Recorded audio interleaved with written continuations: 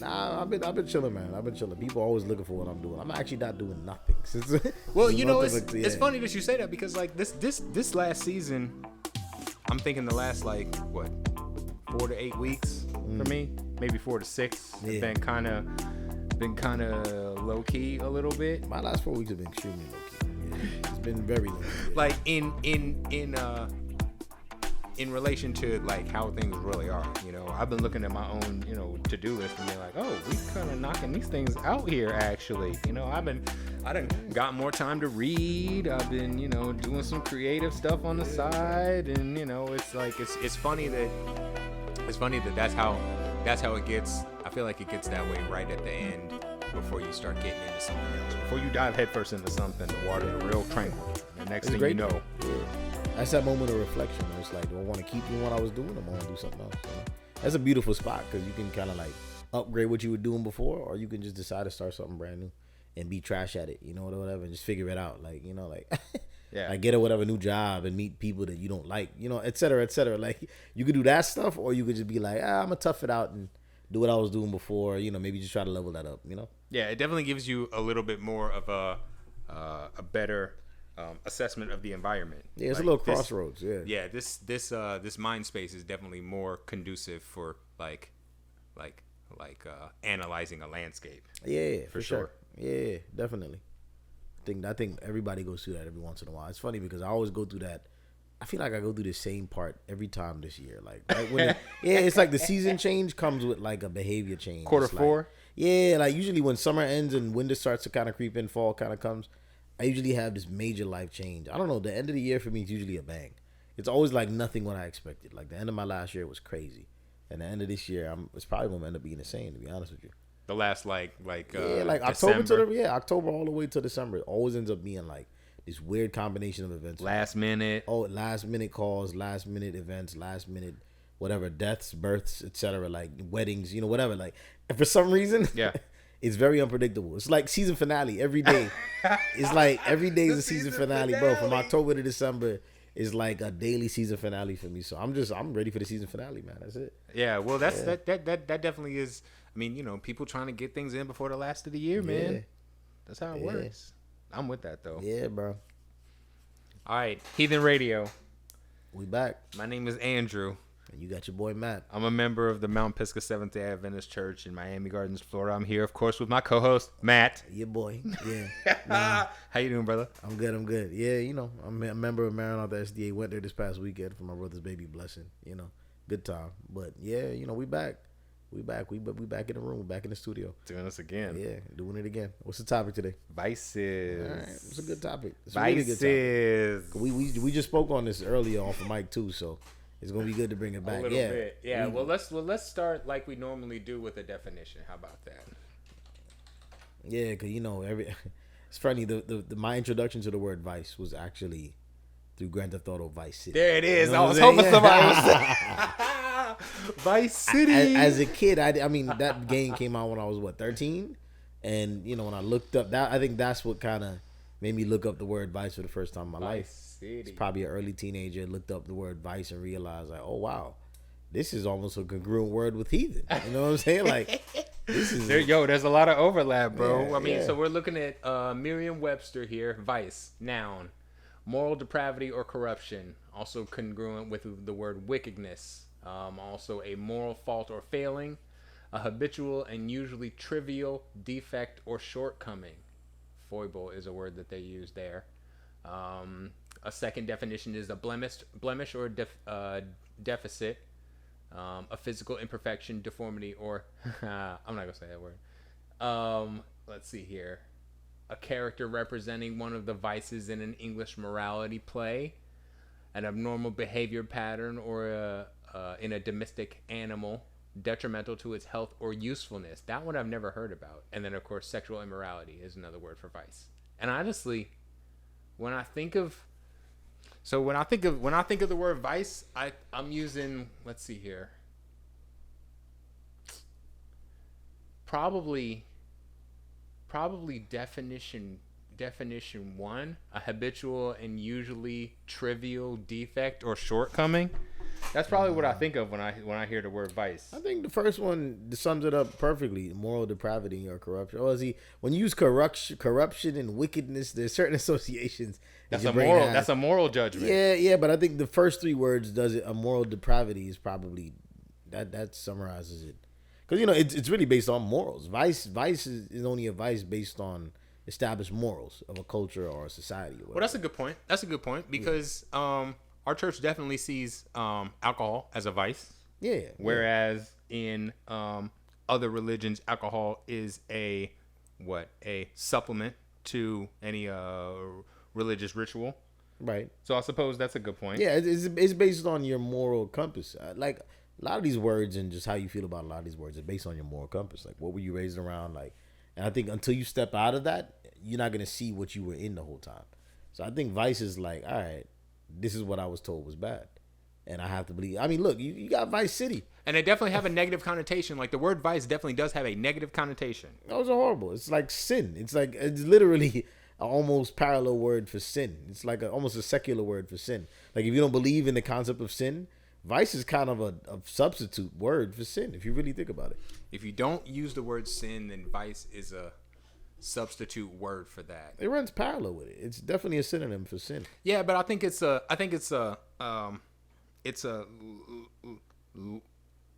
reduced it has a reduced weight, because like I don't necessarily think that when the saints talk about vices, I don't necessarily think they're talking about something that will exclude you from eternity. Yeah. Right. It's like vices are a human struggle. Sin is an eternal struggle. Right. It's true. Does that make sense? Yeah, as I see, it's true. But as I said, sin is usually connected to a religious belief. Because when I think of vice, sin is usually connected to a religious belief. Vice is like if you have no religious connection, that's the word you would use instead of sin. Like, you know what I'm saying? Like, sin is usually down. It's a religious word. So if you have no religion, you can't use sin as a what? Or maybe it's just associated closely with religion. Let me say it that way. But I think in most people's eyes, if you say define sin, they're gonna give you something religious. Yeah. In most people's eyes, you're talking most like non-believers. I think anybody I guess that's the question now. Do you think most people are believers or non-believers? Well, I mean, that's statistic. You got to look that on. You got to look that up. I think we looked this up recently, where somebody said where it was like. You know what I'm saying? Like less than 50% of people call themselves religious. Yeah, but despite of the numbers, a lot of people associate the word sin with religion. Well, it comes down to a judgment. Well, yeah, because if you don't believe in a judgment, then sin means nothing to you. Right, exactly. Like you're not sinning if you don't believe in that there's a higher judgment, right? Yet those people. But what I hear you saying is that yet those people still say that vices have a negative connotation. It's funny because they got Vice City and then they got Sin City. You know what I'm saying? It's funny that we're like. It's funny that there's a city. That's what I'm trying to figure out. There's a city bro, named after both of them. Like, it just shows you how I think similar those words are. So, let's see here. 84%. This is from Visual Capitalist. Says 84% of the world's population identifies with the religious group. So that's still the majority. Mm-hmm. That would still be the majority, but I don't. So let's see here. When I think of vices, I think of specifically jewelry, tattoos, alcohol. Okay. Drugs. Drugs, right? But if somebody has pierced ears, tattoos, drinks, and smokes marijuana, I think that person could still get eternal life. Yeah. Because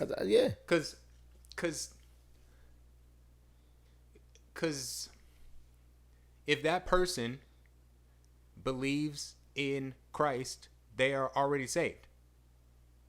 Right.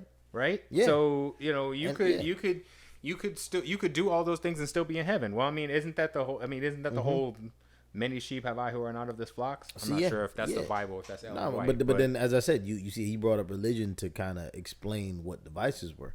Like it's those vices are not the same for Amish.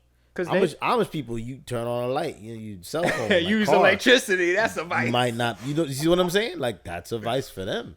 It's like, oh, you gotta turn on a switch to do something. Like that's, you know what I'm saying? The vice is really, it breaks down to your upbringing. It breaks down to what you believe and your moral compass. That's why it's like you have to really be careful around who you keep around you, because your moral compass has to match people's around you. And sometimes it's hard to find that when you're in a very specific moral space. That's why I always used to say, like, you know, it was hard for me to date outside of Adventism because I never knew what the person's moral space was. And I always, like, overthought, like, what they were thinking and, like, if they thought this was okay versus if that's okay. Like, finding somebody's moral space is difficult because everybody has a different upbringing, you know? Maybe half of your parent was maybe half of your family was religious and half wasn't.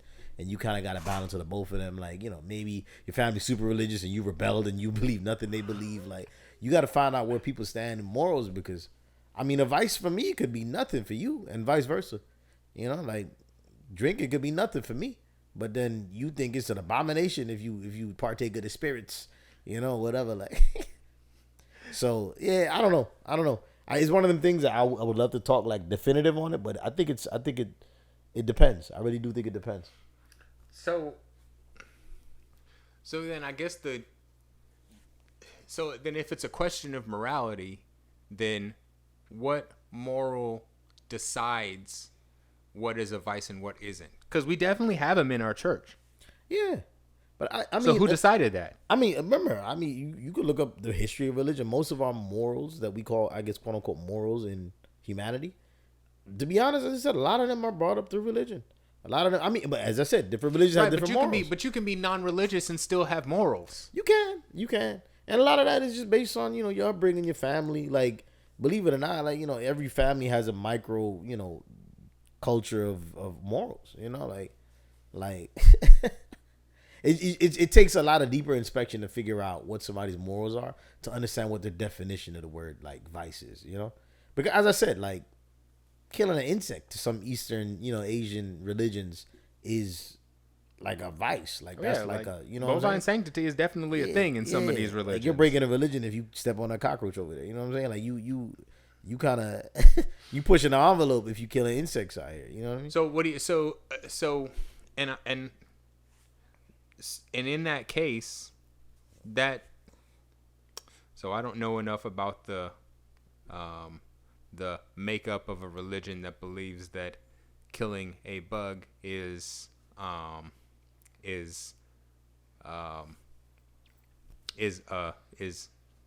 vice, but if that's the case, in a religion that believes that, you know, all life is sacred and that even the smallest bug, you know, in that religion, does killing that bug exempt you from the prize, whatever it is? Does that make sense, my question? Yeah, I mean, yeah, I think it does. Like, soil, you know, your name is just like if you get caught drinking out and, you know, and you supposed to be at the church, you know, whatever type deal, like it swells your name, but right, but that doesn't stop you from getting into heaven, though. I get it, but okay, all right. Let me reapproach the word vice one more time. Okay. I think this is, now I'm thinking about because it's important because it's so. I think the thing that we're understanding here is that it's so nebulous. It doesn't really have a meaning. But they're definitely there somewhere. Yeah. And I think this is what it is, and I'm gonna break it down right now. I think like my brain had a minute to process this. I'm with it. A vice is a guilty pleasure. So it's something that you actually enjoy, but you're not supposed to. You see what I'm saying? Like nobody really actually enjoys stepping on cockroaches, but you might actually enjoy drinking whatever sex, whatever drugs. You might actually enjoy that stuff, but you're not supposed to. So I think that's kind of what people like. If I'm breaking it down, what people generally think of vices is that it's like a guilty pleasure. Who says you're not supposed to? No, just based on the history of people abusing it in the past, you know, like it can go wrong, but you're gonna play with it. You know what I'm saying? It can go wrong, but you're still gonna play with it. Yeah, you know I think I agree with you there. Yeah, like there's cultural examples of people going too far with it. Yeah, with alcohol, and sex or whatever. And tattoos, right, tattoo, right, you name it, right. You can definitely go too far. That's what I'm saying. But that's not the vice's fault. That's the fault of the person. Yeah, it's human error, and you know, and the Bible even talks about, you know, human error and we're all made human and et cetera, et cetera. But it's like that's why we're vulnerable to these vices. You know what I'm saying? Like no one's made perfect. You know, like the Bible even talks about it. Like I think we're vulnerable. I don't think that's the truth. I don't think we're vulnerable to vices because we're human. I think we're vulnerable to vices because we as humans aren't used to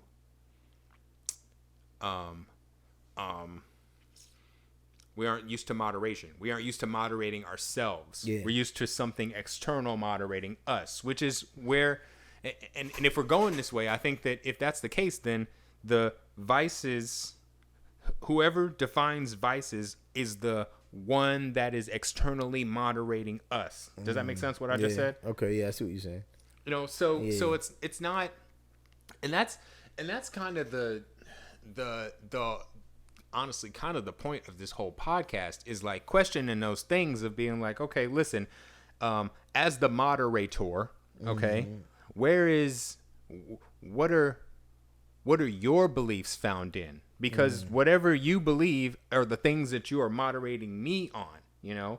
Whereas, you know, when I leave the church and there is no moderator, right? You know, then the question then becomes, all right, hey, listen, there's a line where you can have too much sex, right? Yeah. You know, and there's a line before it where it's not too much. Right. But you know, the line isn't determined by the moderator. The line should not be determined by the moderator. It should be determined by you, the person. Right. But I don't think that happens. Nah. I think it's moderated by your circle. I think I don't think we realize how much we're influenced by the people around us. Yeah, and the people's morals around us. You know what I'm saying? If somebody, if you got a parent and they're telling you, yeah, this is wrong your whole life, you're gonna at some point feel like you're doing something wrong when you partake in whatever, sex, drugs, liquor. Even though it may not be wrong. Yeah, it may not be wrong. And it's funny because sometimes the only way you know that it's not wrong is seeing other people do it with no consequence, you know? And I think that's when you, like, a light bulb goes off and it's like, oh, wow, they got away with it, you know, whatever. Maybe they have similar parents to yours and it's like, they wilding. How come, you know what I'm saying? Like, a lot of us as young adults or just kids or whatever, but that's how I realized that it's not a big deal as you think. You might have saw somebody else do it that was in the same circle as you. And it's like, yo, they getting away with this?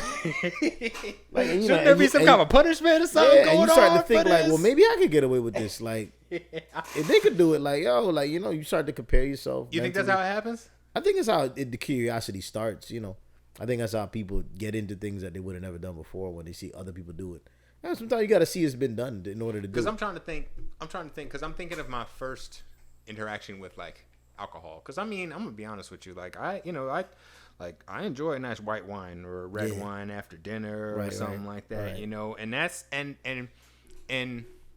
even though wine is explicitly in the Bible, like, it's, for a long time, especially in our church, it's like, no drinks at all. Yeah, nothing. You know, and it's like, okay, cool, but even communion is grape juice. You know that, right?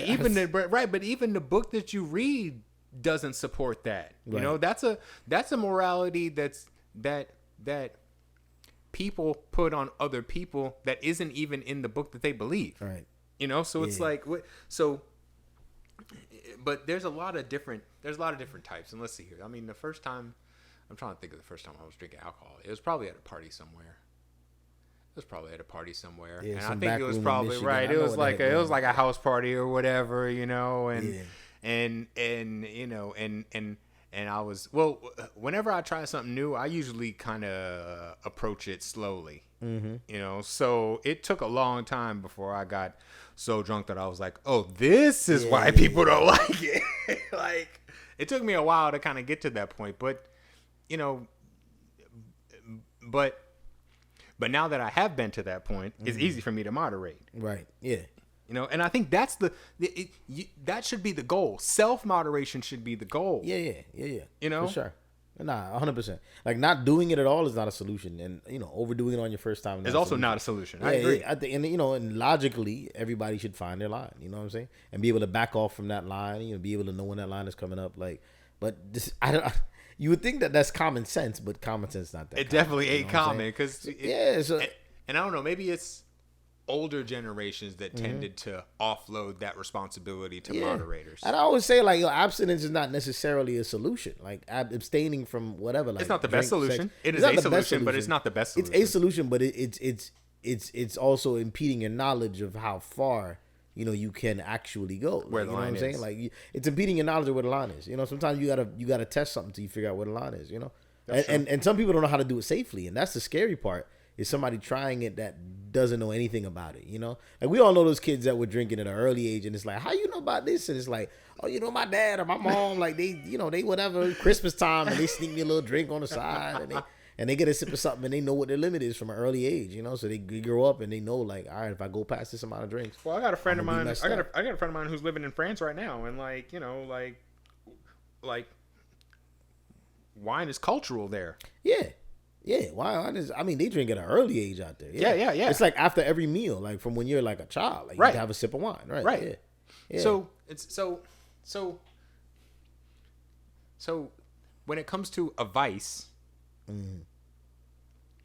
I definitely do agree that it's something that takes moderation to control. Yeah. It is something that is easily abused. Right. Okay.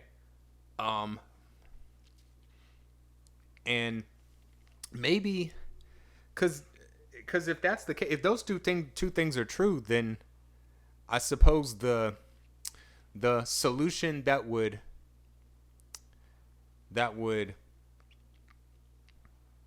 not affect, but that would control the most people is abstinence. Right. Even though that's a strategy, but not the best strategy. True. So what does that mean for those? I guess so. If that is the case, what does that mean for those who are being taught abstinence and those who are teaching abstinence? Does that question make sense? Yeah, no, I get it, and I think I see what you're saying. Like the people that teach the abstinence, it's just they don't even want you to try it. Like. It's like don't even mess with it. Just like, take it all. Just no. All the answer is always no. It's always no. Is never the best answer. It's never the best answer. It's always like, how much of this do I like? How can I balance this in my life? You know what I'm saying? Like, how can I use this in order to help me understand perspectives? Like, you won't understand how a person gets a DUI or why they driving. You know what I'm saying? Like, it's just so many things that you're not gonna understand. If you've never and I know it sounds bad. You never had to drink at all. Yeah, you never experienced it. It's just like there's a level of ignorance. Let me put it that way. There's a level of ignorance that comes with never touching it ever. You know what I'm saying? Yeah. All right. I want to say my first probably legal drink was at TGI Fridays or something. Chili's, maybe Chili's. Had a strawberry daiquiri or something. I couldn't taste the liquor. Like, frozen drinks is a lot more mixed in. Yeah. I was having a hard time tasting it. My stepdad at the time, he was a secular guy. He was like, yo, get him another shot. Put another shot of rum in there. And make that one a double. And I was like, I think I'm starting to feel a little bit. And then I got up. And I was like, oh, yeah, there it is. There it is. I got up to go to the restroom or something. And I stood up off from that booth in Chili's. And I was like, wow, ooh, bingo. There it is. There it is. I was like, there it is. There it is. And, and it was just like, all right, interesting. Now I know, like, this probably isn't, whatever my limit. At the time, I was like, all right, now I got to keep an eye out. Because this is how it feels. Now I know how it feels. Right. Now I know when to stop, when I know the feeling now. It's just like there's so many things about that you learn in that one bad experience that people have with liquor. I know people all the time that you ever hear somebody say, oh, I don't drink this no more because I had a bad experience. Man, tequila. It's always the tequila. Tequila is always the question. I know people that don't drink Henny. They don't drink tequila. It's always usually somebody. Everybody has one drink. That they're like, I don't touch it. No, I don't touch tequila. I don't bother it no more because I had this one night and they tell you the story and it's like, but that wasn't the tequila's fault, bro. That wasn't the spirit's fault. That was your fault. And that's fine. If they want to draw the line and blame the liquor, that's fine. At least they drew a line. You know what I'm saying? And if you try to give them it in the club or whatever, somewhere, you try to give it to them in the restaurant, they're not going to take it. Yeah, that's true. So, I mean, at least a line was drawn. So I guess, is that better? Is that type of self-moderation better than abstinent? Because that's essentially what it is. Yeah, I think it's living and learning, but I think it's done with moderation though. Like the living and learning is done with moderation, and some people are never even allowed to live, so they can't learn. You have to live to learn. You have to live to learn. And like vices it's a touchy subject when it comes to religion because we're taught to not even get. There's to so many of them. It's just a lot, and we're taught to not even bother it. Like, and as I said, and it depends on what circle you're in because my circle as a kid, they said our vice was going to the movies. Yeah, right. Exactly. That's it. Which I thought was crazy. Gambling's like, another one. It's just a movie. Like, right. It's like it's. You want to hear something crazy? My grandmother, she used to say that if I'm laughing thinking about it because it's so funny. If you went to a movie theater, your guardian angel left you at the door. Man, like, come on, dog. Like, yo, they left you at the door.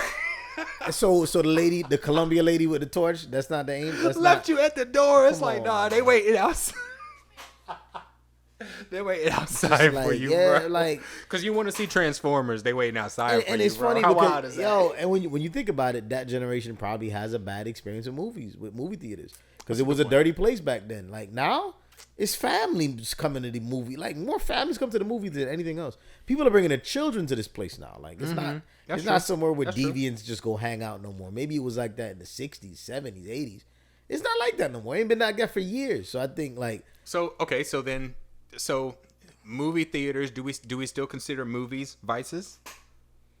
okay. Because at one point they were. Yeah, no, they are. They and I think there's still space where they can be vices, Such as like there are movies that push more, narratives than other movies, like, like right, but that's not the when I think of movies, I don't think of what's showing, I think of the place that you go to. yeah, no, and in the movie theater, by the way, I think is no longer a vice for any. As I said, it used to be. It's a full family environment now. Yeah, oh yeah, they got them in malls now. I just walked by one of them the other day. It's a full family environment. People are bringing young children to see movies. Like, but they serve alcohol in movies too. They do, and now they have open bars, not open bars, but they have bars on the side. You can buy your liquor. It's true. Yeah. So they've tried to make it a place for everybody. They've tried to make it, but then you can also go watch whatever, like Cars 3. You know what I'm saying, or whatever, like. You could go watch children's movies that are made for kids. Like, so it's kind of a place where everybody can go, but it's not the place it used to be. So it's not a vice anymore. Nah, I don't think it. Like, I think in the context of the elders that were telling us the guardian angel leave you at the door, it was a vice for their generation. It's funny because the internet. I remember when the internet came out and we were trying to figure out dancing this line of can we go on the internet on the Sabbath? And oh yeah, I remember that. And it's funny because I think our generation specifically had the hardest time with that because it was like. I mean, you can't imagine not using the internet. Nowadays. Picking a day a week and not Use using the internet every day at all. It's literally impossible to not use the internet for a whole day. I don't think it's impossible, but it's very, very difficult. It's borderline impossible. You unplug your router for 24 hours and see I mean, how you good can't even go. check your bank account. You can't check like not using the internet for one day of the week is wild. Crazy. But when the internet came out and it wasn't necessarily like an everyday thing, it was just like, all right, the internet's used for pleasure. Is it a vice? Like, can you use the internet on Sabbath? Like, on Saturdays? Like, is it cool? That was and I remember we went through a weird little patch. Like, right before I went off to college, like 05, 06, like, where the internet was out. YouTube kind of just came out, and it was like, there was stuff on there. It wasn't no church stuff. Churches weren't live streaming like they were yet. Mostly secular stuff on YouTube at the time. And it was just like, you're not allowed to watch that, because that's just like watching secular television, right? But then, bro, it was just such a weird fine line to dance on, trying to figure out if you could use internet on Sabbath as a kid. But it's not a question anymore. Like, not a question yeah, anymore. you can absolutely use the internet on the Sabbath now. I mean, because to use go the to internet every church, day. you use the internet, bro. You log on YouTube and go to your church and watch it live. Today, that's true. Your church is on the internet. So vices can change. They can switch morality. They can switch, and I think we need to be more like, I think alert of how vices that were vices back in the day are no longer vices anymore. Like the movie theaters is not a vice anymore. Well, but they can switch though, because like you got to think of in the Bible, I can't remember what matriarch it was. I think it might have been Rebecca or something like that. But one of the matriarchs of the Bible says explicitly that she had a nose ring. Like that was the thing that made her stand out. And it's like, okay, well then, like, because I think that seems to indicate that the morality can switch. It's like nose rings was okay back in the day, but now nose rings aren't necessarily as good. But you get it 50 years later, and it's like, okay, nose rings are back in vogue, and they're okay now. You know, it's like, so like what does that imply for the morality of these vices? That's the real question that I'm asking. What do you like? Because what I think that it's more personal than we like to make them. You know, yet, but the morality is determined by the majority, not the minority. Right. Okay. Yeah. No, I think it's cultural. You know, I don't want to get too deep and say it. I hate to be one of those "it depends" guys, but it really does depend, and it like your morals and your vices fully depend on the environment you were brought up in, the people you were around, The culture, the leaders, et cetera. Right. what else? Right. No, everything. The religion, the religious beliefs, the people, the culture, the elders sometimes, dictate the barometer of what's good and what's not. Like, do you ever internally determine what is the morality of a vice? I think you do at a certain age. I think especially when you're young, I don't think you do.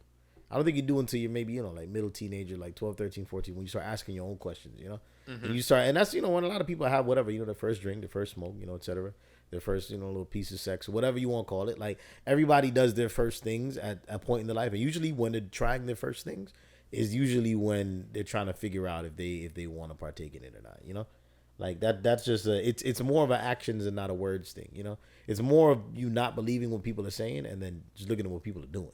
Because you might believe what your parents are saying, but then they got a brother, you got an uncle out there that's drunk every day. Well, that always happens. That always happens. And maybe not your parents are doing it directly, but they got siblings or whatever, you got uncles or whatever, you got family members that you know of are fully abusing vices on a daily basis. So I think, and as I said, those could be examples for you to never touch it, or those, like as I said, it becomes a thing where you try to find that balance, and at some point you're gonna try it because you want to find that balance, and I understand, but I don't think that's a bad thing though. I wouldn't call trying it a bad vices thing. I don't think is a bad thing. I would almost like, and this sounds crazy, but I would never imagine that trying something new just for the first time, especially, and this is the thing about trying something new, all right? You have people in your life that you trust, right? Mm-hmm. And I think we all talked about it. Our morals are based around people that we trust around us, right? Okay, I'm with you. So we have people that we trust, and I think the people that you trust, you should allow them to recommend things for you. It's always been a law I've lived by in my personal life, to be honest with you. If I trust you as a person, you're not going to steer me wrong. If you say, hey, yo, you should try this, I'm going to try it. You know what I'm saying? Like, if I trust you, that's what I'm saying. And I think people don't trust a lot of people, so they go on their own path and try it by themselves. It's the worst way you could do it. It's the worst way. Yeah, because you have no. There's no gauge. Yes, you have nothing to gauge it against. Yeah. Sometimes it's best for somebody to tell you, hey, yo, start out with, this is my line. Like, this is where I stopped. Yeah. Like, if you do it, I recommend you do it, but not past this line. You know what I'm saying? Yeah. That's the best way to introduce yourself to something new. And I always say, always keep people around yourself that you trust in order to introduce you to things that you've never done. It's one of the most important things in your life is to keep people around you that have done things that you've never done, so they could recommend things and you could try them. I don't care if it's a restaurant or whatever. Like, if you trust this person and they recommend it, as I said, this could go wrong in multiple different ways. But that's when it comes down to trust. Even if it's like, yo, you gotta try this candy bacon. All right, you only eat 3 pieces, but this bacon is the one you want to try. And you always have the right to say no, but I think everybody needs at least 2 or 3 people in their life where it's like, if they like something and they want me to try it, I'm gonna try it once. You know what I mean? I'm gonna try it once. I'm gonna decide if I like it based off of my trust with them. You know what I mean? Yeah, and I think that I agree with you halfway, because I definitely agree that you need people around you that you trust, but they also have to be people around you that are that live different than you do. Like, they have to their morality perspective on vices have to be different than yours. Yeah, I mean, they have to be. You have to trust them, it's also necessary for them to have a different view of morality than you do. I mean, that's naturally gonna happen with people, but I think it actually helps when you're more in common with them. And it's just like, because then it starts off as little things like, I don't know if I believe that, bro. I don't think that, because I know a lot of saints that only got saints friends. you know, and I've been a lot of places and seen a lot of things and met a lot of people, and not all of them are believers. True. You know, and I think that my perspective has been widened because of that. Right. You know, I mean, I don't trust all of them, because that's not smart to trust everybody that you meet. No. As I said, this is literally I'm talking about. But the ones that I do trust don't. The ones that I do trust, the ones that I trust the most, have a different perspective on a lot of things than I do. Okay. You know, and that's why I keep them around. I keep look, them around because it's like, you need to, if you really are going to make a morality judgment on something, you need to be able to stand on it. Yeah. And if you can't stand on it to somebody who doesn't think the same way you do, then you don't really believe it. You just heard it. Yeah, but if you've done it, you've shown to believe it. That's the thing. Like, it's we could both talk about something we never done and be like, hey, let's try this together. But it's like, no. It's different if you're telling me, hey, look, I've tried this. It worked for me. I want you to try it. You know what I'm saying? Like, you know, and I've done that literally with things with you in the past. Like, there's a lot of things where you're like, yo, and I ain't gonna lie, like, you one of my guys. Like, for real, you one of the guys that I trust. Like, if you tell me, hey, yo, look, I've done this a couple times. It was a good experience, man. I think you should try it. And I've literally been like, all right, cool, let's go, let's do it. You know what I'm saying? Like, you're one of those people. You're one of the like 5 people in my life that's true. That, you know, like my sister. There's a couple people in my life that if they say, hey, yo, like this, I've done this before, and trust me, you're gonna love it.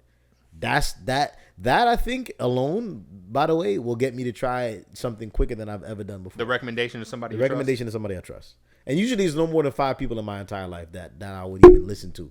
You know, as far as recommendations of what to do, you know what I mean? Like, it's there's people I know that know my morals. I know that, you know, they know me. I know them. We know each other on a deeper level, and it's like they know I wouldn't do nothing crazy. I know they wouldn't do nothing crazy. So it's like, yo, just try this.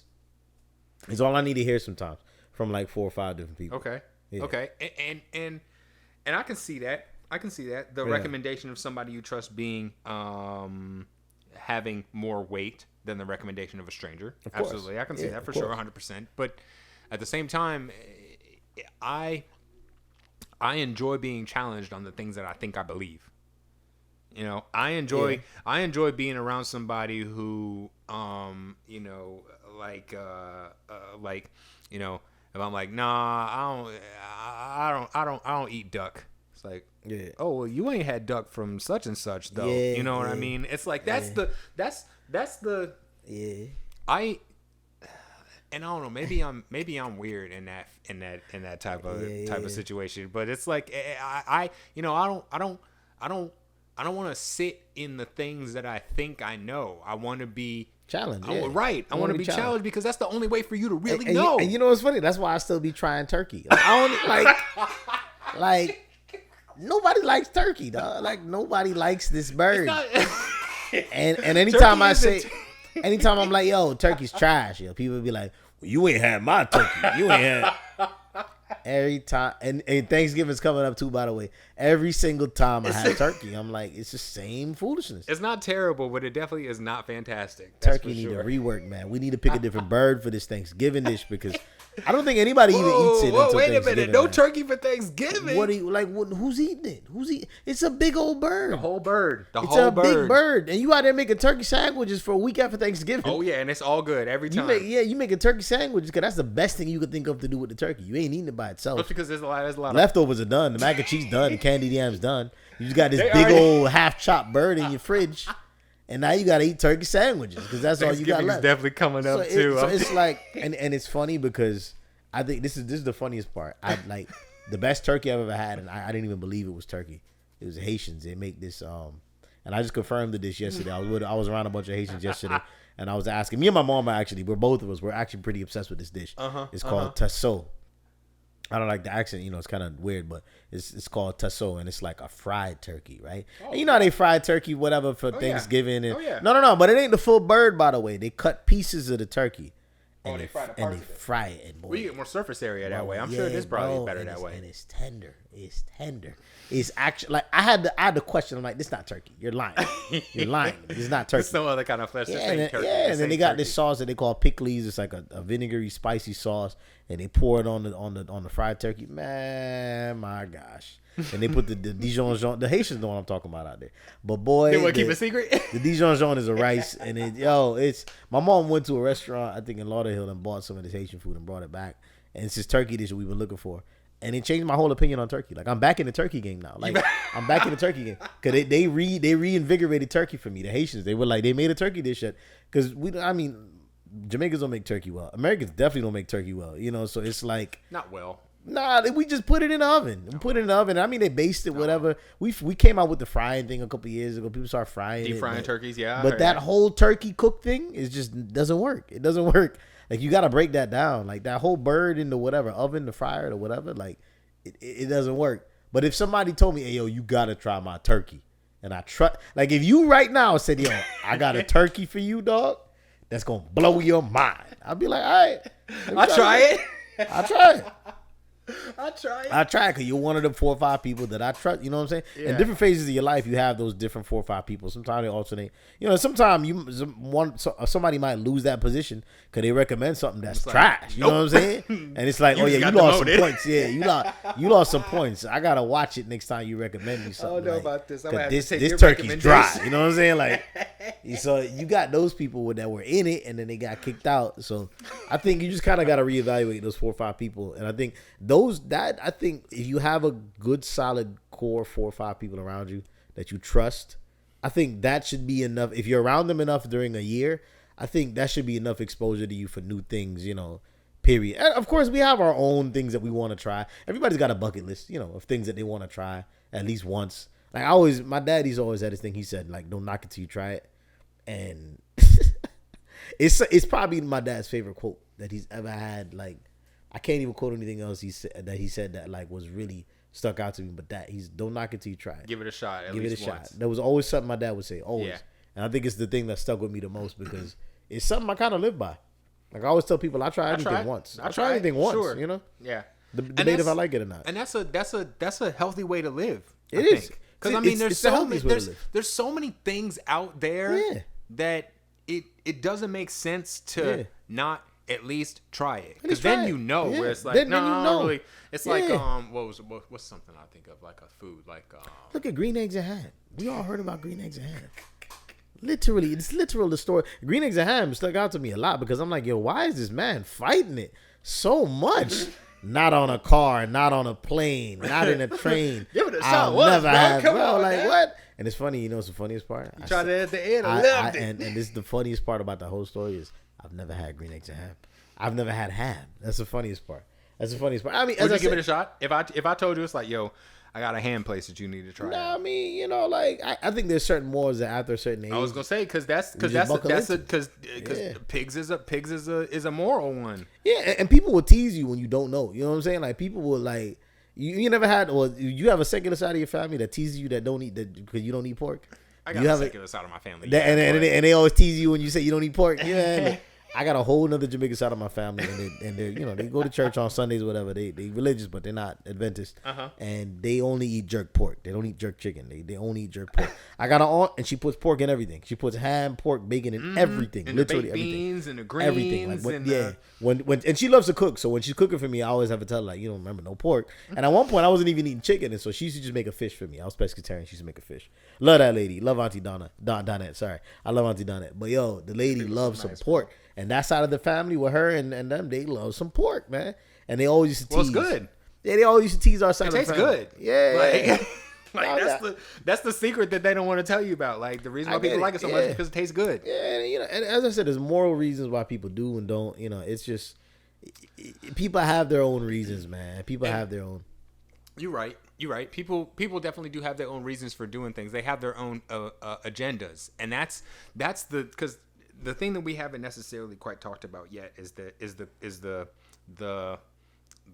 connection between what, like a moral choice and a choice that has, we'll say, what, eternal consequences. Right, Because right. because those are, because like and it goes back to what we were talking about when it comes to at the beginning, when it comes to vices and sin. Right. Because for I think our church specifically, we correlate the two. You know, Right, it's like what if you drink, you going to hell. Right. You know, you get tattoos, you going to hell. Yeah. You know, and it's like that's and the more that I read the Bible, bro, I'm gonna be real honest with you. The more I read the Bible, the more I look up and I realize that that's not a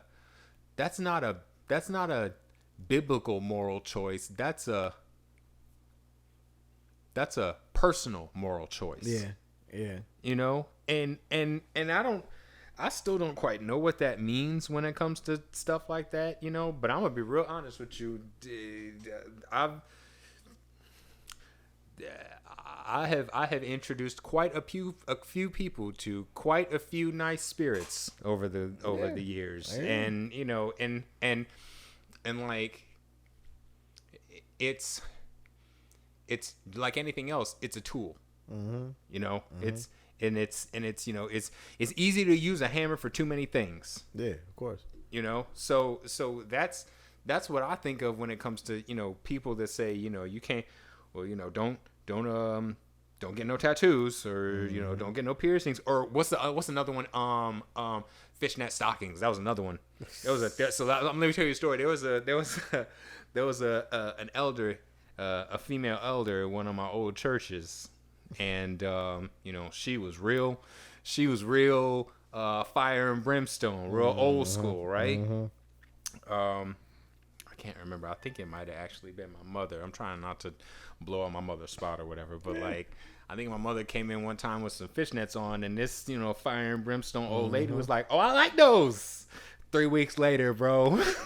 3 weeks later, bro. She coming with the fishnets on, and she showing them off. And it's like, oh, wait a minute, sister. Like, some of these things is a little more valuable than you want them to start out looking like, you know? And so it's and sometimes that's all it takes, you know? It's sometimes all it takes is for somebody in their circles to be like, well, maybe that actually ain't quite the thing. Yeah. You know, and honestly, my goal is to try to be that type of thing, like for the people in my circles. Not enough to be abrasive, but enough to make them think. Yeah. Not think, but research. Like, go back and look up wherever it is that is the foundation of your morality. Look and see what it says about whatever it is that you're making a judgment on, because most times you're going to find that ain't it.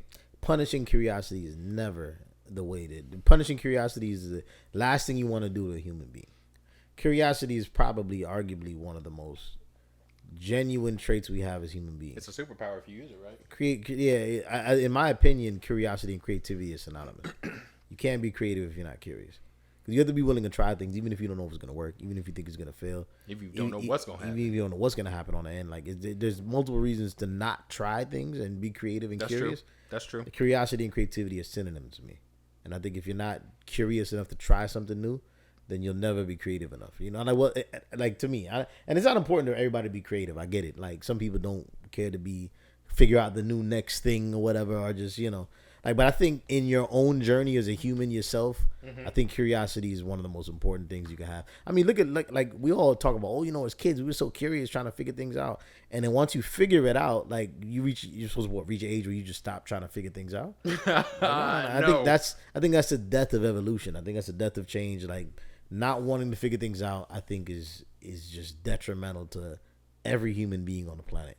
Like, it doesn't even matter. Like, curiosity is fully necessary, and a lot of the time, curiosity to vices is something that we have to kind of approach in our lives at some point. Carefully. Yeah, carefully, of course. But I think curiosity to vices is completely natural, you know. And I think finding a good way to approach it is something that we all try to figure out in our daily lives. And the thing I said earlier, I think is the way I do it, you know, is finding 2-3 people that I trust. And maybe it's something I never wanted to try, or maybe it's something I did want to try. I didn't know how to go about it, you know, and just taking advice from people that you trust around you. I think is probably the best way to go about doing those kind of things. So yeah, man. Yeah, I mean, that's what we're doing with this thing, man. Trying out something new, just working out these new projects, you know, all that kind of stuff. So I appreciate you coming on the journey with me, man. Because this is, I mean, truthfully, Yeah. we coming up on the end of season 1, and it's Yeah, man. we've been knocking out some stuff. We've been hammering out some ideas here, and I mean, we looking forward to season 2. Yeah, man. Yeah. I already got some ideas on the docket.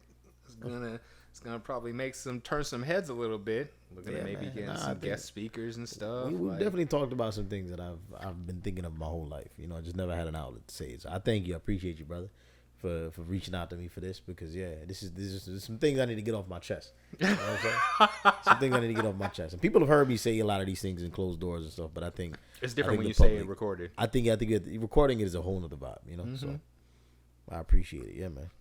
Cool, man. Yeah. Well, we've been going for a little while, bro. Where can people find you? Instagram, mb.j. That's my little handle right there. That'd be you, that's for sure. That's it, yeah. Like, you can find me on Instagram, Legend of Andrew. That's pretty much where I accept anybody who I don't know. But I mean, you know, you can also follow us on Heathen Radio. We're on YouTube. We're on Spotify. We're on Apple Podcasts. Like, share the show. Give us ratings. Give us honest feedback too. You know, we just talking this stuff out. So I mean, if anybody who's got a differing opinion, we want to hear them.